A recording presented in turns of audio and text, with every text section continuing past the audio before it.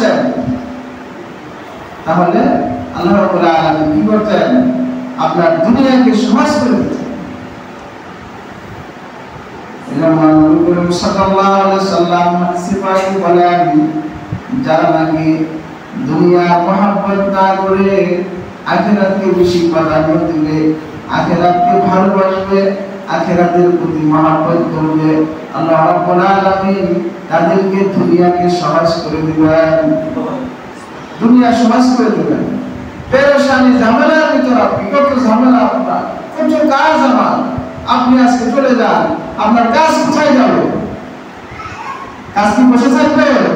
না, আপনার কাজ বসে থাকবে। আপনি চলে গেলে আপনার সমস্ত কিছু আপনার ঠিক থাকবে, কিন্তু আপনি তো ঝামেলার ভিতর থেকে আপনি সরে আসতে পারতেছেন। শয়তানে আপনাকে কি রাখছে? ওই ঝামেলার ভিতরে আপনাকে রেখে দিচ্ছে। ঝামেলা নিয়ে দুনিয়া নিয়ে পেরেশানি করার কোনো আমাদের কাজ নয়। যে আপনি যদি আখিরাতের চিন্তা করেন তাহলে আপনার দুনিয়া আল্লাহ রাব্বুল আলামিন সহজ করে দিবেন। কাজে আমাদের কি করতে হবে? আখিরাতকে প্রাধান্য দিতে হবে, দুনিয়ার চিন্তা না করে আখিরাতের চিন্তা করবো আমরা।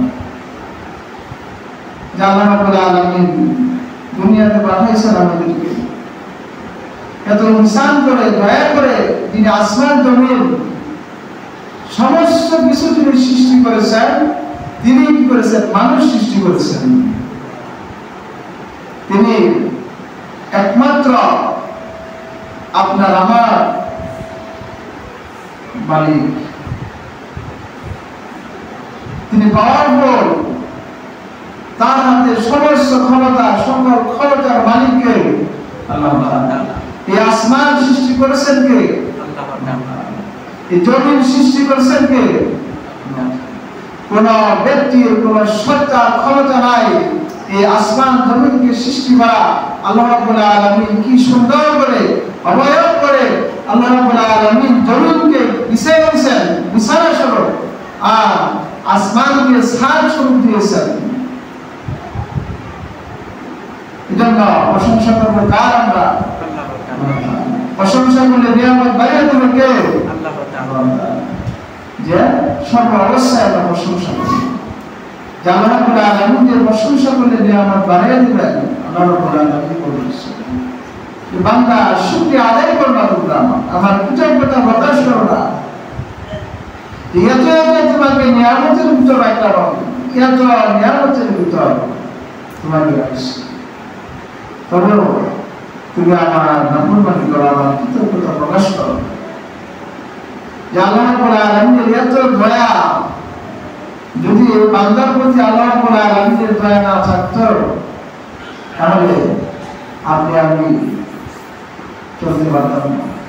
যে আমরা যে কত নাফরমানির ভিতর লিপ্ত আছি, আমরা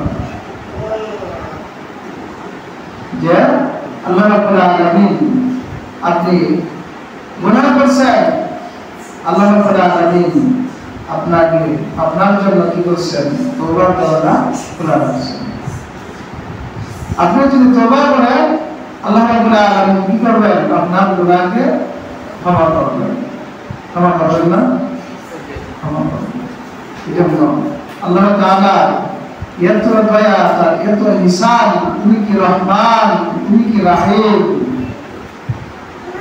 তার দয়া। রহমান তিনি দয়ালু, আমি কত দয়ালু আল্লাহ রাব্বুল আলামিন। যা আমরা সূরা ফাতিহার ভিতর পড়ি না, বিসমিল্লাহির রহমানির রহিম, রহমান আর রহিম। তিনি কি দয়ালু, অতি সহায় দয়ালু, দয়ালু দয়ালু আল্লাহ তাআলা। আল্লাহ রাব্বুল আলামিনের এই রহমান নামের দয়ার কারণে আল্লাহ রাব্বুল আলামিন আমাদেরকে দুনিয়াতে এত নাজ নিয়ামতের উপর রাখছেন। দেখেন কত সুন্দর ভাবে আল্লাহ রাব্বুল আলামিন যে আপনাকে আমাকে চলাচলের জন্য পরিবেশ সৃষ্টি করে দিয়েছেন, কত সুন্দর করে সিস্টেম করে দিয়েছেন আল্লাহ রাব্বুল আলামিন। বান্দা তোমার কাজ কি? তোমার কাজ তো বেশি না, কাজ যদি আপনি সঠিকভাবে করেন তাহলে কি কাজ করা সহজ। আর যদি এলোমেলোভাবে যদি কাজ করেন তাহলে কি কাজের ভিতর চাহিদা থাকে না, এটা ভালো লাগে না।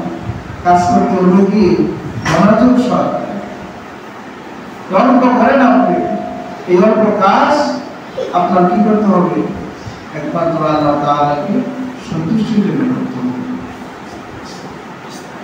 যদি আপনি ইহতিমামের সহিত আল্লাহ তাআলাকে রাজি খুশি করার জন্য আপনি যদি ইবাদত করেন তাহলে আপনার দ্বারা কি আসবে, আমি আগে আসবে সফলতা আসবে। কি সফলতা আসবে না? অবশ্যই আসবে।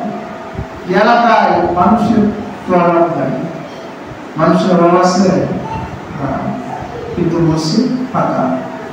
মসজিদে লোক আসে না, কেন আসে না? মুয়াজ্জিন আযান দিছেন, আল্লাহ তাআলার হুকুম হয়ে গেছে, আল্লাহ রাব্বুল আলামিন অর্ডার দিয়ে দিয়েছেন বাড়িতে বসে থাকা যাবে না। যে আল্লাহ রাব্বুল আলামিন কি আল্লাহ তাআলার অর্ডার হয়ে গেছে, তার উপরে করে আপনার কি করতে হবে, সালাতের দিকে আপনার আসতে হবে, দৌড়ে আসতে হবে, সালাতের দিকে দৌড়ে আসতে হবে। কিন্তু আমরা কিন্তু বুঝি না, আমরা বুঝি না। এই জন্য আমরা কি যে আমাদের ইবাদতের প্রতি স্পৃহা নাই, ইবাদত যে করবো এটা লাভ কি, লাভ তো আমরা জানি না। যে ব্যবসা করে মানুষ, ব্যবসার ভিতর যে লাভগুলো যদি সে না জানে তাহলে সেটার প্রতি সে আগ্রহ হবে? হ্যাঁ, কথা বলেন, আগ্রহ হবে। কিন্তু এটার যে কি লাভ, যে আপনি এটা কার জন্য করতেছেন, এটা আপনার নিজের জন্য। আপনি যে ইবাদত করেন, আপনার ইলম, আপনি যে ইবাদত করেন এগুলো হলো আপনার নিজের। আর আপনি যে আপনি যে কোনো কাজ করেন, ব্যবসা করেন, এটা আপনার আপনার নিজের বলতে এটাই আপনার কি, যে আপনি যতটুকু পরিমাণ ইলম অর্জন করেছেন, এই ইলম আপনার কেউ বাদ হবে না। আপনি যদি ইলম শিখতে পারেন, এটার ভিতরে কেউ অংশীদার হতে পারবে না। আপনার বাবার সম্পদ আছে, সম্পদের ভিতর কি হবে, বাদ হবে। আপনি ইলম শিক্ষা করেছেন, ইলম অর্জন করছেন, এটার ভিতরে কোনো বাদ হবে না। যা আপনি ইবাদত করবেন এটা আপনার ব্যক্তি, এই ইবাদতের ফল, কাজের ফল আপনি নিজে পাবেন। যে যতটুকু পরিমাণ করে যাবে আল্লাহ রাব্বুল আলামিন তাকে ততটুকু পরিমাণে করবেন, দিবেন, বেশি দিবেন না, কম দিবেন। আমরা ইবাদত করি, ইবাদতের ফায়দা কি, লাভ কি? আল্লাহ রাব্বুল আলামিন তো আমাদেরকে সৃষ্টি করেছেন, সৃষ্টি করার উদ্দেশ্য কি? আল্লাহ রাব্বুল আলামিন যে দুনিয়াতে আমাদেরকে পাঠাইছেন, তো পাঠানোর উদ্দেশ্য কি?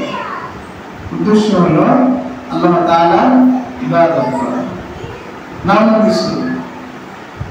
আল্লাহ রাব্বুল আলামিন বলেন, ওয়া মা খালাকতুল জিন্না ওয়াল ইনসা ইল্লা লিয়াবুদুন। আমি মানুষ এবং জিন জাতিকে সৃষ্টি করেছি একমাত্র আমার ইবাদত করার জন্য, আমার দাসত্ব করার জন্য। অন্য কোনো উদ্দেশ্যে আমি মানুষ এবং জিন জাতিকে সৃষ্টি করি নাই। মানুষ এবং জিন জাতি আল্লাহ রাব্বুল আলামিন সৃষ্টি করেছেন তার ইবাদত করার জন্য। যে আপনি মানে বলছেন আপনার কি নামাজ ফরজ হয়েছে, আপনি সালাত কায়েম করেন, কিন্তু আমরা নামাজ পড়ি না। তো সন্তানকে আপনি দিনের শিক্ষায় শিক্ষিত করেন, তাকে কোরআনের জ্ঞান, কোরআনের ইলম শিক্ষা দেন, যার দ্বারা কামিয়াবি হবে, দুনিয়াতেও কামিয়াবি, আখিরাতেও কামিয়াবি। আপনার সন্তানকে দিনের শিক্ষায় শিক্ষিত করেন, তাকে সর্ববছর ধরে কি দেন, তার মগজের ভিতর কোরআনের জ্ঞান দেন, সে কোরআনের জ্ঞান শিক্ষা গ্রহণ করবে, তাহলে আপনার ভিতরে সফলতা। আর মনে গিয়ে আপনি যদি একটা সন্তান সে আপনার জন্য দোয়া করবে, এরকম সন্তান যদি আপনি দুনিয়াতে নিয়োজিত করেন, তা আপনি কবরে শুয়ে শুয়ে কি পাবেন? আপনি সব পাবেন। যে মানুষ মরে যায়, যখন মানুষ যখন মরে যায়, তার সকল আমলের দ্বার বন্ধ হয়ে যায়। আপনি যখন মরে যাবেন, আপনি দুনিয়াতে যা আমল করেছেন সে আমল অনুযায়ী আপনার হিসাব হবে। বান্দা দুনিয়াতে ইবাদত করেছে, সালাত কায়েম করেছে, আল্লাহ রাব্বুল আলামিনের হুকুম পুঙ্খানুপুঙ্খভাবে পালন করেছে। মৃত্যুর পর দুইজন ফেরেশতা আসবেন আপনার সম্মুখে, এসে আপনাকে জিজ্ঞাসা করবেন, মা রাব্বুকা, তোমার রবকে? যদি সে নেককার হয়, আপনি যদি মুমিন হন, তাহলে সেটার উত্তর দিতে পারবেন, রব্বি আল্লাহ। ফেরেশতা প্রশ্ন করবে, অমান দীনুকা, তোমার দিনকে, তোমার দিন কি ছিল? তুমি কোন দিনের উপর প্রতিষ্ঠিত ছিলে? যদি সে নেককার হয়, তাহলে সে উত্তর দেবে, দ্বীন আল ইসলাম, আমি দ্বীন ইসলামের উপর প্রতিষ্ঠিত ছিলাম। এরকম ভাবে যে বান্দাকে নবী করিম সাল্লাল্লাহু আলাইহি ওয়াসাল্লামের চেহারা মুবারক সম্মুখে দেখানো হবে যে এই ব্যক্তি সম্পর্কে তোমার কি ধারণা, এই ব্যক্তি সম্পর্কে তুমি কি জানো। সে যদি মুমিন হয়, নেককার বান্দা হয়, তাহলে সে অটোমেটিকলি বলতে পারবে, ইনি হলেন আমাদের প্রিয় হযরত মুহাম্মদ মুস্তাফা সাল্লাল্লাহু আলাইহি ওয়াসাল্লাম। যখন সে কবরে তিনটি প্রশ্নের উত্তর দিতে পারবে, আল্লাহ রাব্বুল আলামিনের পক্ষ থেকে ওই কবর থেকে জান্নাতের দিকে তার সুরঙ্গ হয়ে যাবে। সেই জান্নাতের ভিতর থেকে তার কবরে নাজ দেওয়া হতে থাকবে। কি হবে? যে কবর হলো কি প্রথম ঘাঁটি, আপনার আমার প্রথম ঘাঁটি কি? সর্বপ্রথম হলো কবর। এই কবরের ভাগে যদি আপনার ভালো হয়ে যায়, তাহলে এই কবরের প্রথম ধাপ থেকে যদি আপনি উত্তীর্ণ হতে পারেন, তাহলে আপনার সব কিছু আপনার মানে অটোমেটিকলি আপনি উত্তীর্ণ হতে পারেন। যে আপনি বাহ্যিকভাবে এই সকল প্রশ্নের উত্তর আপনি জানেন, যে হ্যাঁ আমি তো জানি, সবাই জানেন মোটামুটি ভাবে, কিন্তু যদি প্রকৃত ইমানদার, প্রকৃত মুমিন যদি না হয়, সে অনেক মুখস্থ করে যা, তার মধ্যে উত্তর আসবে না। ইমানদারদের আসবে, ইমানদারাই এটা উত্তর দিতে পারবে। তাহলে আমাদের কি করতে হবে? যে কবরের মালিককে ভালো করার জন্য যেখানে আমার স্থায়ী ঠিকানা, অস্থায়ী ঠিকানার উত্তর আসে। যেগুলো বলেন কি, ইয়া হামসা মুসাফির হ্যাঁ কবর আখের ঠিকানা, ইয়া হামসা মুসাফির, তুমি দুনিয়াতে যা মুসাফির হিসাবে আসা, কবর হলো তোমার আসল ঠিকানা। দুনিয়াকে আমরা মুসাফির, कोई आगे रवाना है कोई पीछे रवाना। যে তোমাদের মধ্যে কেউ আগে রওনা দিবে, কেউ পিছে রওনা করবে। যে দুনিয়াতে আসা সিরিয়াল আছে, যাওয়ার কোনো সিরিয়াল নেই। কেউ আগে রওনা দিবে, কেউ পিছে রওনা দিবে, কেউ আগে যাবে, কেউ পরে যাবে, কিন্তু যেতে তো হবে আবার। তাহলে এই কবরের বাড়িটি আমাদের কিভাবে মানে সুন্দর করা যায়, এই সুন্দর করার জন্য আমাদের আমলের প্রতি স্পৃহা থাকতে হবে। আপনি যদি আমল করেন ভালো, তাহলে আপনি প্রতিদিন আমল যদি পাবেন। আমল যদি না করেন, তাহলে তো আপনার দ্বারা আপনি ওরকম প্রতিদান পাবেন। যদি আপনার আমল যদি ভালো না হয়, তাহলে আপনার প্রতিদান সেরকম, যে যতটুকু আমল করবে সে অনুযায়ী সে তা ভোগ করবে। তাহলে আমাদের কাজ হলো কি? আল্লাহ তাআলা ইবাদত করা। এক নম্বর কাজ হলো আল্লাহ তাআলা কি করেছেন? আমাদেরকে ৫ ওয়াক্ত নামাজ পড়ার জন্য আল্লাহ রাব্বুল আলামিন হুকুম করেছেন। এই ৫ ওয়াক্ত নামাজ আমরা আদায় করি। সর্বপ্রথম কাজ হলো কি নামাজ। নামাজ পশ্চিম কালে বুঝতে পারবে না যে জামাতে নামাজে আসে, সপ্তাহে একদিন নামাজ পড়লে কি হয়ে যাবে? আল্লাহ রাব্বুল আলামিন কি শুধু তোমার নামাজ ফরজ করেছেন? হ্যাঁ, না 5 ওয়াক্ত নামাজ ফরজ করেছেন? 5 ওয়াক্ত। তো প্রথম এক বছর নামাজ যখন জিবরাইল আলাইহিস সালাম তিনি মেরাজে গিয়েছিলেন তখন 50 ওয়াক্ত নামাজ ছিল। তখন যখন ওই এরিয়া থেকে আপনার মেরাজ থেকে যখন আসেন, আসার পর যে মুসা আলাইহিস সালাম বলতেছেন যে 50 ওয়াক্ত নামাজ আপনার উম্মত পড়তে পারবে না, আপনি কি করেন এটা কমায় আনেন। আস্তে আস্তে আপনার সালাত কমাইতে কমাইতে 5 ওয়াক্ত আসে। আবার বলছেন যা এটাও আপনার উম্মত করতে পারবে না। এখন আমি যেতে পারবো না, আমি যে যারা লজ্জা বোধ করতেছি যে 5 ওয়াক্ত নামাজ 5 ওয়াক্ত নামাজ পড়তে কতটুকু সময় লাগে?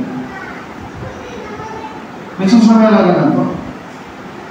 আমরা নামাজ ছাড়বো, সালাত কায়েম করতে হবে। আজকে থেকে আমরা প্রতিজ্ঞা করি যে জীবনে আর কোনোদিন নামাজ ছাড়বো না। যে প্রতিদিন যা করেছি এখন আর করবো না, মিথ্যা কথা বলবো না, গীবত করবো না, অন্যের মাল আত্মসাৎ করবো না, নিজেকে হেফাজত করবো।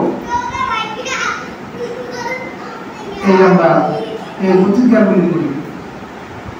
আপনি 5 ওয়াক্ত নামাজ পড়েন, এই 5 ওয়াক্ত সালাতের দ্বারাই আপনার জীবন পরিবর্তন হয়ে যাবে। নামাজই আপনাকে পরিবর্তন করতে পারে। আল্লাহ রাব্বুল আলামিন পবিত্র কালামের ভিতরে বলে দিয়েছেন, ইন্নাস সালাতা তানহা আনিল ফাহশাই ওয়াল মুনকার, নিশ্চয় নামাজ সালাত অশ্লীলতা খারাপ কাজ থেকে হেফাজত করে। সালাত সকল প্রকার খারাপ কাজ অশালীন কাজ থেকে আপনাকে বিরত রাখে। তাহলে আমরা নামাজ ছাড়বো, শুধু তোমার নামাজ না, 5 ওয়াক্ত নামাজ আমরা আদায় করব। কি করবো ইনশাআল্লাহ? আজকে থেকে আমরা সালাত করব না, নামাজ আদায় করব আমরা। আর মিথ্যা কথা বলবো না। যে চাষানের ভিতর বিভিন্ন জায়গায় একজনের কথা আরেকজনের করে আমরা চুগলখড়ি করবো না। নবী সাল্লাল্লাহু আলাইহি ওয়াসাল্লাম হাদিসের ভিতর কি বলেছেন? মান সামা জানাজা, যে চুপ থাকবে সে নাজাত পাবে। তাহলে আমাদের অযথা কথা বলা যাবে না। আমরা 5 ওয়াক্ত নামাজ পড়ব, হালাল কে হালাল, হারাম কে হারাম যে আমরা চলার চেষ্টা করব। যদি আপনি চলতে পারেন তাহলে আপনার জীবন কামিয়াবি হবে। আর যদি আপনি চলতে না পারেন, দুনিয়াতে দেখুন আপনার অনেক সম্পদ, অনেক কিছু পাবেন, আপনার পরিবারের ভিতর শান্তি নেই। আপনি ঠিক মতো খেতে পারছেন না, ঠিক মতো ঘুমাইতে পারছেন না, বিভিন্ন পেরেশানির ভিতরে আপনাকে আল্লাহ রাব্বুল আলামিন দিয়েছে। আর একজন কি করে প্রতিদিন সে রোজ কাজ করে, দেখবেন কি সে দিন আনে দিন খায়, তার কত শান্তি। এই জন্য যে আমাদের সম্পদ, এই যে আপনি যে এত সম্পদ অর্জন করলেন, সম্পদের দিকে আল্লাহ তাআলার কাছে হিসাব দিতে হবে, বাই টু বাই হিসাব দিতে হবে। তাহলে আমরা 5 ওয়াক্ত নামাজ আমরা জামাতের সহিত আদায় করব। আর আমরা গত সময় আলোচনা করতেছিলাম যে শিরক সম্পর্কে। আল্লাহ রাব্বুল আলামিন কি বলেছেন? ইন্না শিরকা লাযুলমুন আযীম, শিরক হলো সবচেয়ে বড় গুনাহ। আল্লাহ তাআলার সাথে শরীক করা যাবে না, অংশীদার স্থাপন করা যাবে না। আমি পবিত্র কোরআন কারিমের আয়াত পড়েছি, আল্লাহ রাব্বুল আলামিন কি বলেছেন? রব্বানা যালামনা আনফুসানা, ওয়া ইল্লাম তাগফির লানা ওয়া তারহামনা লানাকুনান্না মিনাল খাসিরিন। এই দোয়াটা আমরা পড়ি নামাজের ভিতর, নামাজ পড়ার পর এই দোয়া পড়ি। এই দোয়াটা কে করেছিল? আমাদের আদি পিতা হযরত আদম আলাইহিস সালাম এই দোয়া করেছিল। রব্বানা হে আমার প্রভু আতিনা ফিদ দুনিয়া রব্বানা যালামনা, যে জুলুম করেছি হে প্রভু আপনার প্রতি জুলুম করেছি।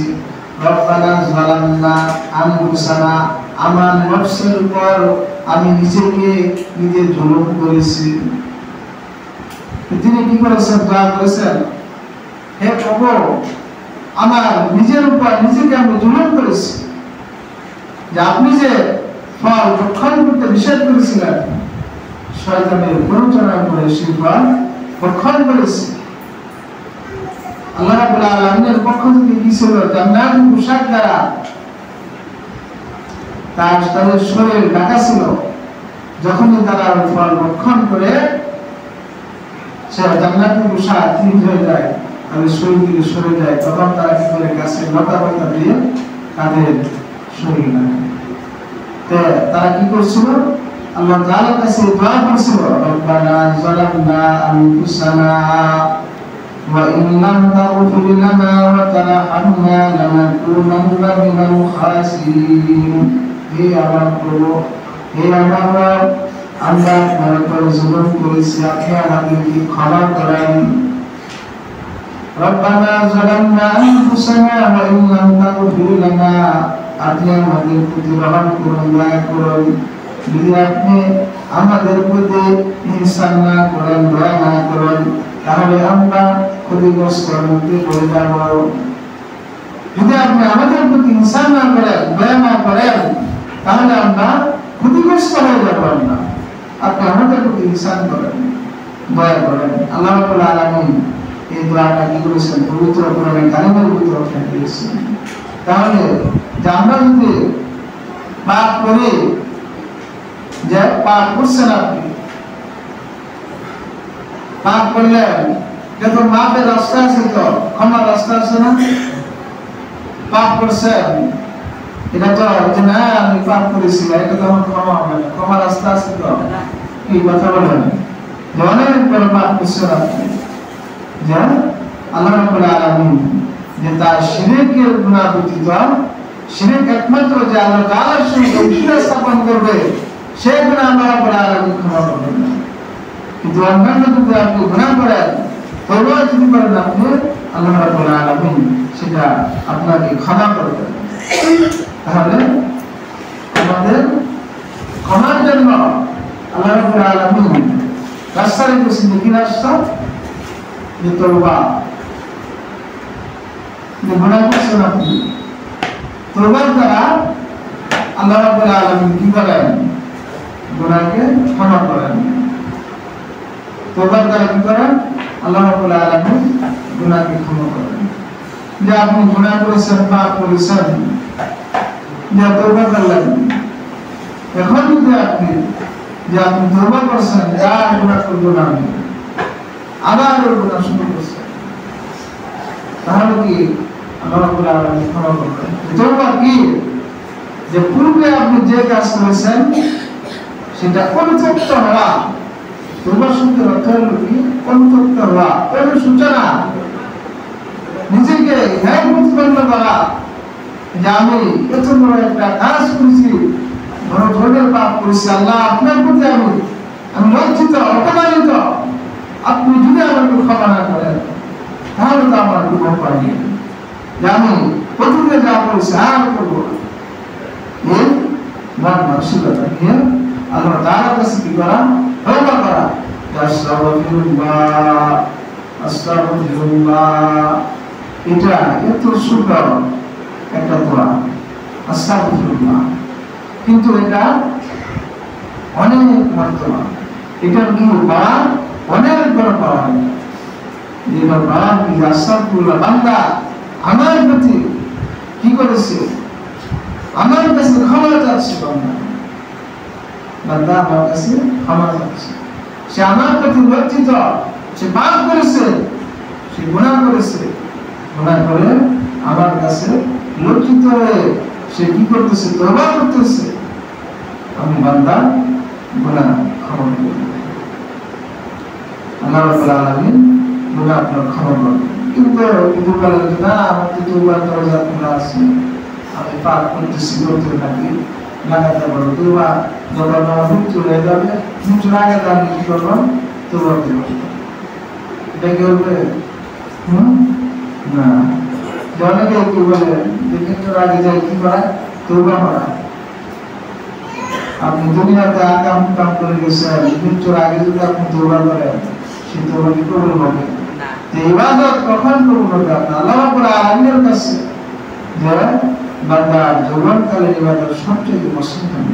কিন্তু আমরা তো সেই উঠতি বয়সে যখন আপনার জীবনকাল, তখন তো আমরা ইবাদত করি যে বান্দাকে আল্লাহ রাব্বুল আলামিন বলবেন তুমি জীবনকালে ইনশাআল্লাহ তুমি জান্নাতে চলে যাও। আমরা যারা যুবক আছি, আমরা কি করবো, সময়টাকে হেলায় দুলায় না কাটিয়ে আমরা ইবাদতে কাটাবো। যখন আপনার বয়স হয়ে যাবে, তখন আপনি সঠিকভাবে ইবাদত করতে পারবেন না। আপনার ইবাদত তো সঠিকভাবে হবে না, বসতে পারবেন না, রুকু করতে পারবেন না, কি সঠিক হবে না। যার কারণ যখন থাকবে আপনি সঠিকভাবে আপনি ইবাদত করতে পারবেন। যে দাঁড়ায় থাকতে পারবেন, আপনার বয়স হয়েছে, দ্রুত হয়ে গেছে, আপনি বেশিক্ষণ দাঁড়িয়ে থাকতে পারবেন না, বসে বসে আপনার কি করতে হবে, ইবাদত করতে হবে, বসেও করতে পারবেন না। এরকম একটা সময় আছে, কার কখন মৃত্যু হয়ে গেলে বলা যায় না। যে আপনি যে অনেক বয়স বৃদ্ধ আছে, যে তারা দেখবেন যে অনেক বয়স বৃদ্ধ, যে তারা অনেক বছর বিছানায় শুয়ে গেছে, বিছানায় শুয়ে অনেক বছর, যে কার কখন আল্লাহ রাব্বুল আলামিন কাকে দুনিয়াতে কতদিন রাখবেন, এটা একমাত্র আল্লাহ রাব্বুল আলামিন জানেন। এজন্য আমাদের মৃত্যুর জন্য কি করা, নিজেকে প্রস্তুত করা, নিজেকে প্রস্তুত করবে মৃত্যুর জন্য, যে না আমার মৃত্যুর সম্মুখে আমি মৃত্যুর প্রস্তুতি নেই, আমার এখনই প্রস্তুতি নেওয়ার সময়। এই চিন্তা সবসময় যদি আপনি চিন্তা করেন, তাহলে আপনি কি হবেন, তাহলে আমরা আমাদের কাজ হলো কি, ইবাদত করা। যে নিজেকে ইবাদত না কথা না বলে আপনি বসে আছেন, আপনি যে মানুষের সাথে হাসি ঠাট্টা না করে আপনি কি করেন, জিকির করেন, সুবহানাল্লাহ, আলহামদুলিল্লাহ, এই কালেমাগুলি পাঠ করেন। যে সুবহানাল্লাহ, আলহামদুলিল্লাহ, এই কালেমাগুলি কি করে আপনার মিজানের পাল্লাকে ভারী করে, মিজানের পাল্লা কি করে ভারী করে। আমরা এই কালেমাগুলি বেশি বেশি আমরা পাঠ করি, অযথা সময় নষ্ট করবো না। বসে আছেন আপনি, কাজ নেই, আপনি কি করেন, জিকির করেন। কলটাকে আমাদের কি করতে হবে, সজাগ রাখতে হবে। আপনার কল কি করতে হবে, আপনার জিন্দা রাখতে হবে। কল কিন্তু মরে যায়, কল কি মরে যায়, এটা সাপ কখন হবে এটা আপনি নিজেও বুঝতে পারবেন। আপনার কল কখন সাপ হবে এটা আপনি নিজেই বুঝতে পারবেন। যে কল সাপ হওয়া, পরিষ্কার হওয়ার যন্ত্র হলো কি আল্লাহ তাআলা জিকির, তাসবিহ। যখন আপনি বসে বসে আল্লাহ তাআলা তাসবিহ পাঠ করবেন, আপনার কল থেকে আপনার পরিবর্তন হবে, শয়তানের ওয়াসওয়াসাদের পরিচয় করছে আপনি, ওই কল থেকে আপনার সাপ হবে, কল পরিষ্কার হবে। লোহার ভিতর যখন মরিচা বেড়ে যায়, বর্ষাতে যে মরিচা জল সাপ করে, এরকম ভাবে আমাদের অন্তরের ভিতরে কি হয়, কল জমে যায়, মরিচা বেড়ে যায়। যেমন কল পরিষ্কার করার হাতিয়ার হলো আপনার আল্লাহ তাআলার জিকির। আপনি বেশি বেশি আপনি জিকির করেন, জিকিরের দ্বারা আপনার ইবাদতে আপনার মহব্বত আসবে, ইবাদত করতে আপনি মজা লাগবে, ভালো লাগবে। আর আমরা কি করবো, 5 ওয়াক্ত নামাজ অবশ্যই আমরা জামাতে যদি নাও করতে পারেন, আপনি এটা হলে আপনি কি করবেন, আদায় করবেন, সালাত ছাড়া যাবে না। যে ইচ্ছাকৃতভাবে সালাত ত্যাগ করলো, সে কি করলো, কুফরি করলো। মান সালাতা বিদান বিদান ফাকাত। যে ইচ্ছাকৃতভাবে সালাদকে ত্যাগ করলো, পরিত্যাগ করলো, সে কি করলো? খুবই করলো। আমার একটা আফসোস, আজকে দেখেন এলাকার ভিতরে অনেক মানুষ কিন্তু মসজিদের ভিতরে আসছে। মসজিদে আসলে কি হবে আপনার? যে সবাই যদি আসতো তাহলে মসজিদ কিন্তু পুরা লাগবে, কিন্তু মসজিদে কেউ আসতে চায় না। কেন আসতে চায় না? আল্লাহ রাব্বুল আলামিন আমাদের সহিহ সমঝদার যে কথাগুলো বললাম, এই কথাগুলো আমাদের সবাইকে আমল করার তৌফিক দান করুন। আমিন। সুবহানাকা আল্লাহুম্মা ওয়া বিহামদিকা আশহাদু আন লা ইলাহা ইল্লা আনতা আস্তাগফিরুকা ওয়া আতুবু ইলাইক।